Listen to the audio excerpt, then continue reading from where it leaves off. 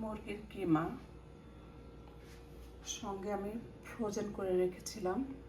Frozen করা ধনিয়া পাতা, পেঁয়াজ, রসুন সব ধরনের মশলা দিয়ে কাবাব বানাবো। মাঝে মাঝে স্যান্ডউইচ খাওয়া যায়, আর মিট বল বানালে মাঝে মাঝে বাচ্চারা খুবই পছন্দ করে মিট বলটা। আমি কিভাবে বানাই আমার বাচ্চাদের জন্য, আমার পরিবারের সবার জন্য আমি এটা এখন দেখাবো। কিন্তু এটা স্বাস্থ্যসম্মত, কারণ এটা আমি ঘরে বানাচ্ছি।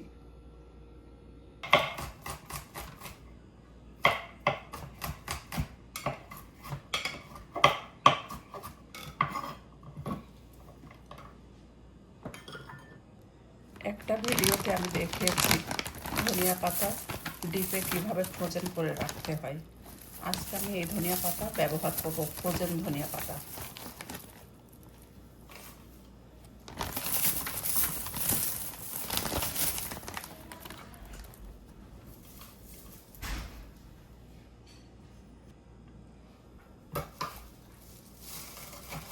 এগুলো আমার ফ্রোজেন করা ধনিয়া পাতা।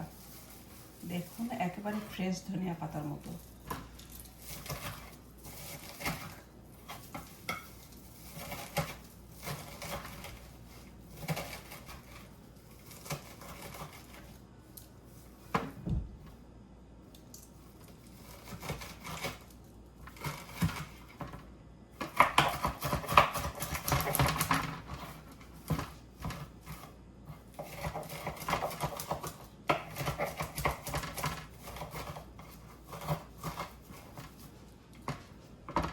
হয়ে গেছে গোছানো। এটা মুরগির কিমা। আমি যখন সময় পাই অনেক করে বানিয়ে রাখি, কারণ আমার বাচ্চারা খুবই পছন্দ করে। পেঁয়াজ কুচি,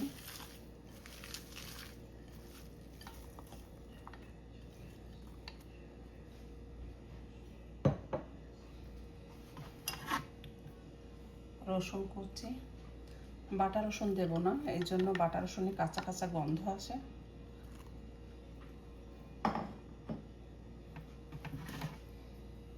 ধনিয়া পাতা কুচি,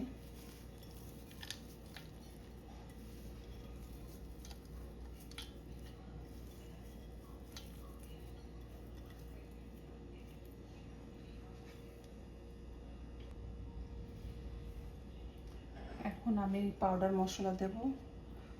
ধনিয়া পাতা যদিও দিয়েছি, তবুও অল্প একটু ধনিয়া পাউডার, সামান্য পরিমাণের গুঁড়ো মরিচ, কারণ আমার বাচ্চারা খাবে এটা, ওরা বেশি ঝাল খেতে পারে না। জিরার গুঁড়ি,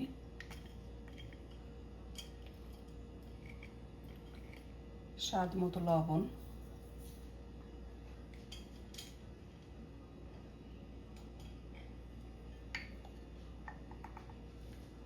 এলাচের গুঁড়ি,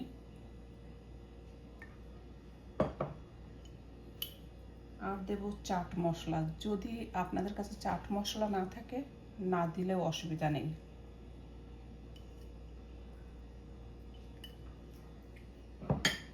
এখন আমি এগুলো মিশিয়ে নেব। আমি হাত ব্যবহার করব, কারণ অনেক, এই জন্য হাত ব্যবহার করতে হবে আমার।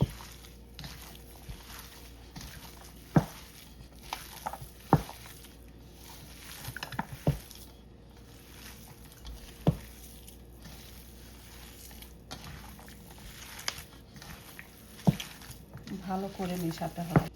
সুন্দর রং হওয়ার জন্য একটু পাপরিকা দিয়ে দেব।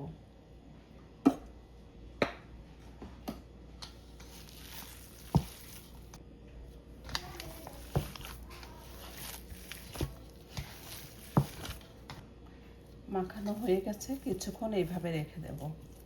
তারপরে শেপগুলো বানিয়ে নেব, মিট বল আর কাবাবের। যেইভাবে আপনার পছন্দ সেইভাবে আপনি শেপ দিয়ে নিতে পারেন।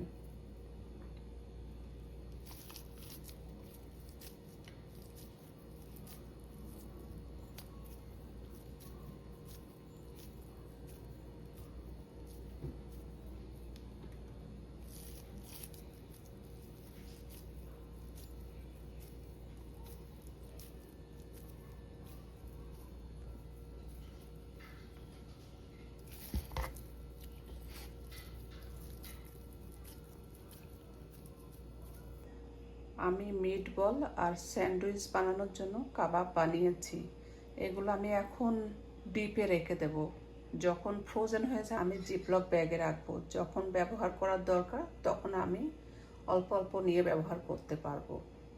এটা কি আমরা যারা চাকরি করি ছুটির দিনে এইভাবে বানিয়ে রাখলে কাজের পরে ঘরে এসে খুব সহজ হয়ে যায় সব কিছু। যে কোনো টাইম আমি ফ্রিজ থেকে বের করে রান্না করতে পারবো বা স্যান্ডউইচ বানাতে পারবো। একই রকমভাবে আমি বারবিকিউর জন্য বারবিকিউ মশলা মাখিয়ে রেখেছি মাংসে। আমার যখন ছুটির দিন হবে বা বিকালে যদি ইচ্ছে হয় বারবিকিউ করতে, আমি সঙ্গে সঙ্গে ডিপ থেকে বাইর করে বারবিকিউ করতে পারবো। তখন আর মশলা মাখানোর জন্য অপেক্ষা করতে হবে না। ফ্রোজেন করা মিটবল আর কাবাবটা আমি ডিপ ফ্রিজ থেকে বাইর করলাম, এখন জিপলকে ভরবো। এভাবে আমরা সসেজও বানাতে পারি। কিমাগুলো ফ্রোজেন করে নিয়েছি, এখন এই জিপলক ব্যাগে ভরে রাখবো।